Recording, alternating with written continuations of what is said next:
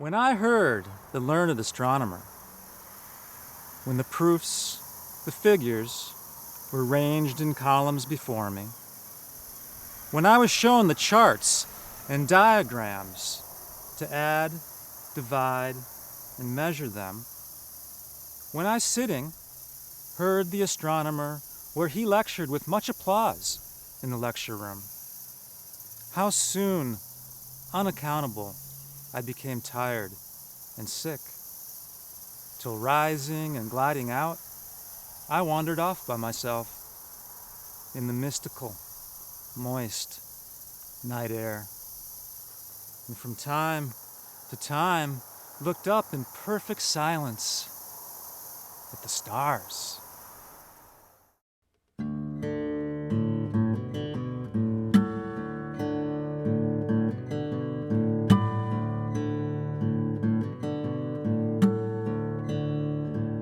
Yeah, my name is David Greenwood, and I'm in the Faculty of Education, and I'm the Canada Research Chair for Environmental Education. So my research surrounds environmental, place-based, sustainability education, and holistic education. Really trying to look at the whole picture of the human relationship to the environment, which includes not just the environment, but our relationship to it. And so that means that it also includes an investigation of what human beings really are and how they learn to interact with others, including the non-human world, what we call our environment. Well, the poem that I recited is a poem called When I Heard the Learned Astronomer by Walt Whitman, who was a 19th century poet, one of the greatest American poets. And for me, that poem has always represented a really important movement from the lecture hall to the wider world itself. In the poem, Whitman goes to an astronomy lecture, and he's sitting there in the audience, and it's a good lecture, there's a lot of applause. But at some point, he feels himself tired and sick, till rising and gliding out, he wandered off by himself. And he went from the astronomy lecture, wandering off into the night, to experience the stars. To me, this has always been at the heart of what I'm trying to invite other people to think about in education, and that is moving from thinking about something and describing it with our technologies to actually experiencing it. And that's why we're here at the Central Garden, because the campus is right up there, and all the buildings that we normally congregate in are hovering there above us. But out here, we can actually see and experience some of what we call the environment. And reconnecting with that sensory experience, I think, is so important as we investigate what it means to be in relationship to the environment and how we can best take care of our places. I guess if I had to provide language for the kind of researcher that I am, I'd rather claim the older term scholar, and talk about the relationship between research and scholarship. I'm more comfortable with the word scholarship myself because of the contested nature of research that I've experienced in the university. What drew me to my work as a scholar in environmental education is really a set of circumstances. I think primary, though, is my affinity for connection with what we call the more than human world in my field. I think as people, and especially as educators, we tend to focus on the social environment predominantly. So I've always had a real affinity toward the non-human world, toward the vegetation, the plants, the animals. And in fact, I feel most alive when I'm outside. And because I've been teaching for 25 years, I know that a lot of other people do too. And I think that I've tried to follow a path that bridges, again, the experience of being alive outside and the experience of learning inside. What I also seek to do is to think with other people about how to restore places, to bring beauty and harmony and life back into places that have been damaged. And that again is another undercurrent of this setting. This garden, this beautiful garden that few people that even work at the university know exists, used to just be a pile of dirt and gravel. But some people had a vision to change that.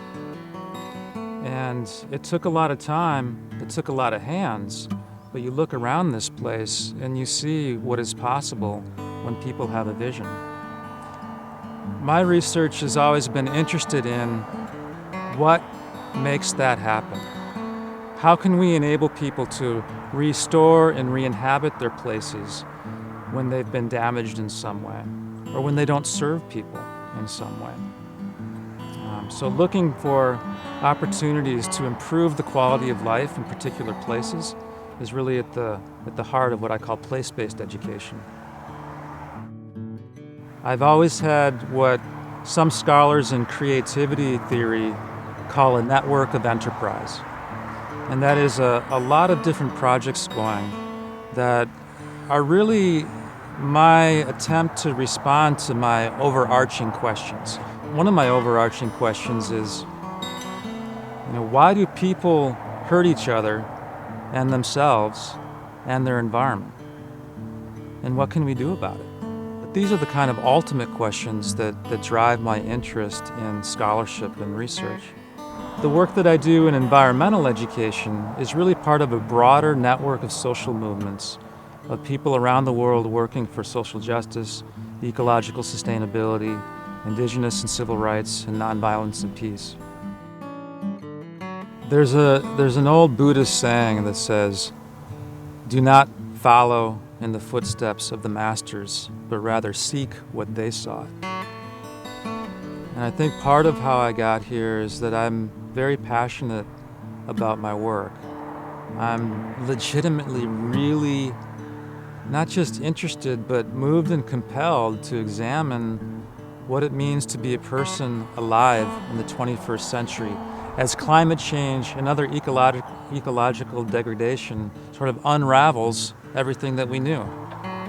How I got to this work in general, though, I mentioned earlier that I had, as a kid, a deep affinity for the natural world. And I've always pursued that connection. I pursued it mainly in university work through literature. My background is actually in the arts, in literature, and cultural studies. And so I really look at research in environmental education from the wider sweep of the liberal arts and humanities. When I went to graduate school, I also had incredible mentors who showed me the possibilities for becoming a scholar and an activist within the university. I had one mentor who was a scholar and another who was an activist. And I saw in both of those amazing people opportunities for myself to pursue the kind of work that I wanted to. And for me, that meant a blend of a scholar and an activist, so that part of my work is understanding the traditions that I come from and the places in the literature and the related social movements that are addressing the conditions of our environment. And on the other hand, I want to take action. I want to create change. I want to take what has been abandoned and create something beautiful, like this garden. If people are interested in environmental, place-based, sustainability, and holistic education, they should contact the Faculty of Education